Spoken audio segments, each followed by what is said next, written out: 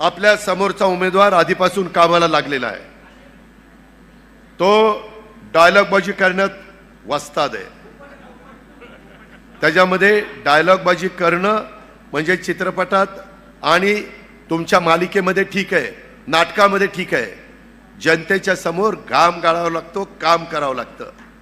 ते काम करण्याची धमक त्या शिवाजीराव आढळराव पाटलांच्या मध्ये आहे. त्याचा अनुभव आपण 15 वर्षाचा घेतलेला आहे. त्यांची 15 वर्षाची कारकीर्द काढा, यांची 5 वर्षाची काढा. जरी आम्ही त्यांना निवडून आणण्याच्या करता जीवाचं रान केलं, आम्ही काही मनकावडे नाही.